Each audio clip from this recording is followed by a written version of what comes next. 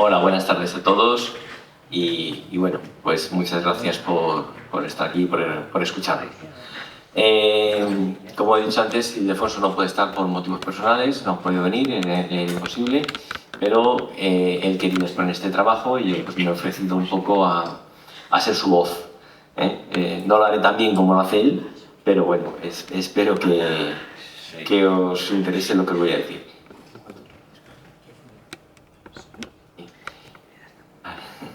Bueno, lo primero comentaros que vamos a hablar sobre todo de lo que pasó a estos republicanos españoles, sobre todo con aquellos que combatieron y con aquellos que se fueron al exilio, ¿no? Tras la guerra, como ya sabéis, más de medio millón de republicanos... Uf, no sé qué pasa aquí, ¿no?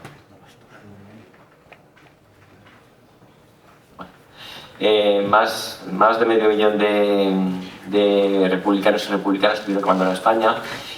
Casi su totalidad, pues como bien sabéis todos, fueron a Francia y al norte de África.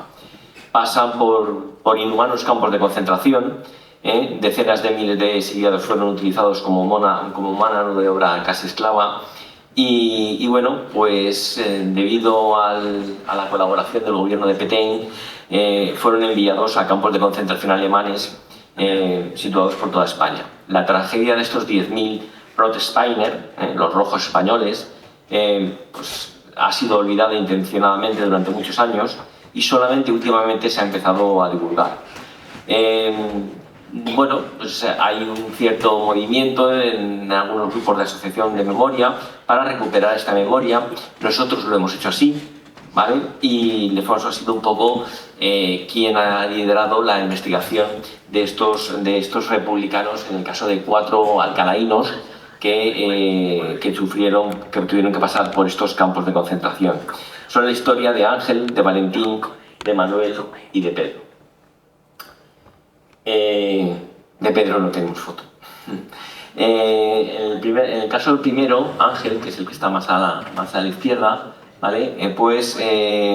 Ángel Álvarez Curto es el que tenemos más documentación, sobre todo a través de sus memorias, porque bueno, pues sobrevivió a esos campos, escribió sus memorias y falleció en el 2002. Recientemente se van a publicar, va a haber una publicación sobre esta información, sobre estos contenidos, y posiblemente pues, os convoquemos en algún momento dado a la presentación del libro, ¿no? de este señor. Alcalá de Henares, nació en Alcalá de Henares el 1 de marzo de 1916, era hijo de ferroviario y como tal, con 19 años, pues se metió a trabajar en el mundo de ferroviario como telegrafista. Llegada la guerra, combatirá en la primera brigada mixta, combatirá en Bonete, en Guadalajara, en la Sierra de Guadarrama o en la Batalla del Ebro. Y bueno, pues al finalizar la guerra alcanzará el grado de teniente. Con 23 años, pues tiene que huir a la frontera y allí es internado en un campo de concentración en la playa de Le Barcarès. Allí trabajará en las compañías de trabajadores extranjeros y bueno, juntamente con unos 50.000 compañeros trabajarán en diversas obras públicas y en defensas militares. Cuando llega la invasión alemana, a él le pilla en la línea Maginot, Ángel logra huir y se refugia en Toulouse. Allí es detenido y recluido y va a parar al campo de Septfond, donde Vichy, el gobierno de Vichy le obligará a realizar trabajos forzados. Ángel es forzado a trabajar en la organización TOT, en la construcción de la mayor base de submarinos nazis en la costa atlántica, que es la base del Oriente. Logró escapar, escondido entre los cadáveres de sus compañeros, que allí morían cada día, extenuados por la inanición o simplemente asesinados por sus guardianes alemanes o los colaboracionistas franceses. Se dirige hacia el sur y colabora activamente con los grupos españoles de la resistencia francesa, pero es capturado de nuevo en Burdeos en mayo del 44. Ángel será trasladado al campo de Dachau, cerca de Múnich. Luego, más adelante, cuando se produce el desembarco aliado, es trasladado más al este, al campo de concentración de Flossenbürg, cerca de la frontera con Checoslovaquia. Allí pasó todo el invierno de 1944-45, uno de los más duros, él recuerda, con palizas, hambre, y por fin en la primavera del 45 los avances de las tropas soviéticas hacen que Ángel sea de nuevo trasladado a Dachau.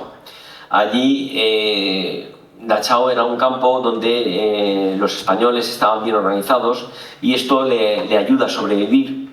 Es obligado a trabajar para las empresas alemanas y como consecuencia de un bombardeo aliado es gravemente herido y allí fue a parar a la enfermería del campo, donde pidió la liberación de las tropas del ejército de Estados Unidos el 29 de abril de 1945. Pasará a un hospital francés donde se recupera de sus heridas, del hambre y del principio de tuberculosis que tenía, apenas pesaba 37 kilos. Una vez que sale del hospital se marcha a París y encontró trabajo como un mecánico de la Renault. Pero Ángel quería volver a casa, porque allí tenía a su familia y tenía a su novia, a la que no veía desde hace más de 6 años. Así que en 1948 cruza la frontera a nado por el río Bidasoa, en la zona de Hondarribia, y le detiene la Guardia Civil. Tuvo suerte, no se encontró ningún expediente político que la acusara y pronto es puesto en libertad. Ángel regresará a Madrid, se reúne con su familia, se acabará casando con su novia de toda la vida, con Inés. Acabó trabajando en la Renfe, a pesar de la discriminación por su pasado republicano, y por fin se jubiló en el año 82, falleciendo en el año 2002. Su familia colocó una placa en el campo de Dachau, donde se puede leer una frase que Ángel dejó por escrito en sus memorias: mi conciencia impide el olvido. El segundo de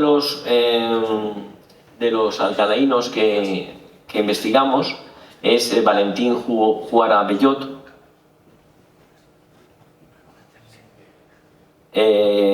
Y bueno, pues este alcalaíno nació en 1918 y muy pronto tuvo que hacerse cargo del negocio familiar, que era una chatarrería, porque su padre murió joven. Se alista durante la Guerra Civil en el batallón Octubre y participa en la batalla de Brudete y bueno, pues luego también pasará a Cataluña, donde alcanzó el grado de oficial. Huye a Francia y ahí pues se le pierde un poco la pista. Su familia recibirá 2 cartas suyas, que son esas fotos que veis ahí, ¿vale? Que es donde por la parte posterior escribió unas palabras, y nada más supieron de él su familia. En los años 60 el consulado alemán les comunicó que había muerto en el campo de Mauthausen. Los indicios apuntan que Valentín estuvo trabajando en las compañías de trabajadores extranjeros y también participó tras la invasión francesa en la resistencia. En enero de 1941 se encontraba preso en el campo de Stalag, un campo de prisioneros que estaba al sur de Hamburgo, que es el típico lugar de tránsito hacia Mauthausen.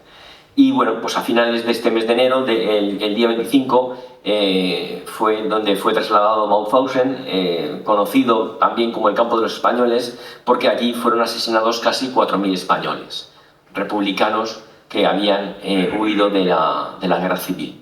Valentín logró sobrevivir más de 2 años, pero finalmente fue asesinado el 10 de junio de 1943.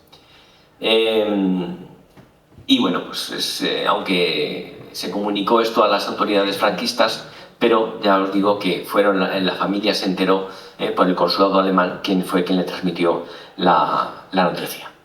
Luego tenemos el caso de Manuel Braulio Vacas Loeches.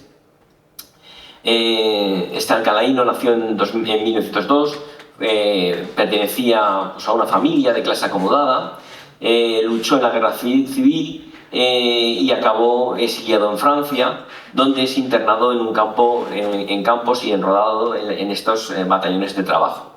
Cuando se produce la invasión alemana, Manuel participó entre los grupos de resistencia y bueno, pues estuvo en un grupo compuesto principalmente por facciones pertenecientes al PC y al PSUC, que actuó sobre todo en la zona de Aquitania.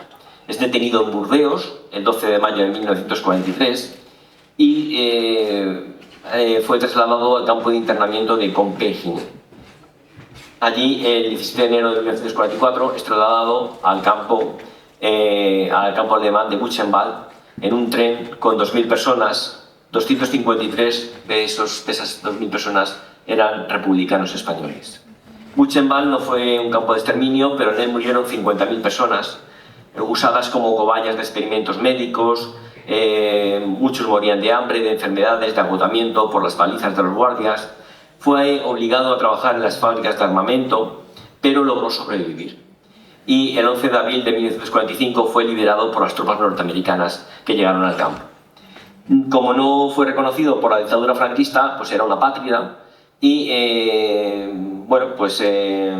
además él no se atrevió a volver a España porque le comunicaron que estaba metido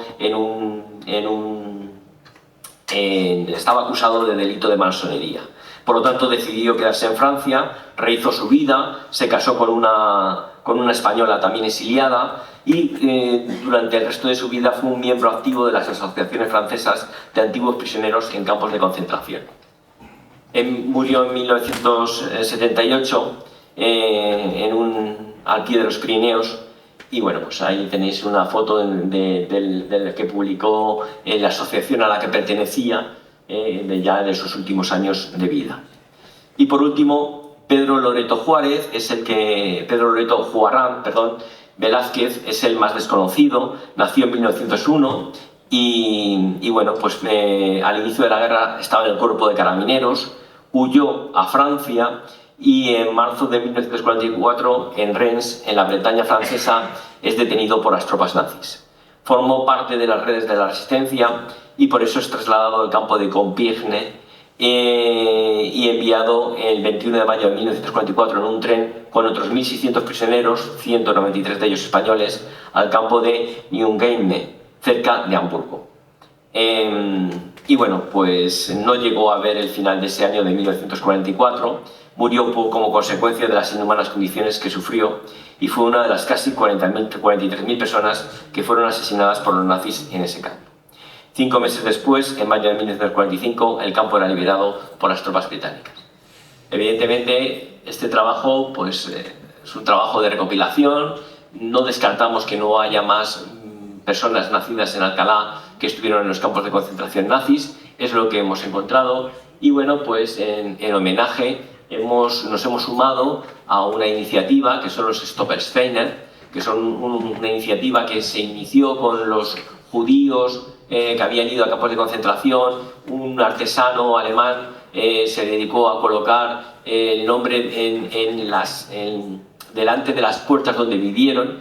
Esto se extendió a otras víctimas del nazismo, a otra gente que estuvo en los campos de concentración, y nosotros, siguiendo esa estela, solicitamos al Ayuntamiento de Alcalá de Henares, cuando era un ayuntamiento progresista, que instalara estas piedras. Lo conseguimos ponerlas justo en la semana de antes de las elecciones que, bueno, pues ha traído un gobierno conservador a Alcalá y que no sabemos qué hubiera pasado. Las piedras están puestas, ahí están, y desde la asociación procuramos fomentar su conocimiento y que la gente no olvide. Muchas gracias a todos.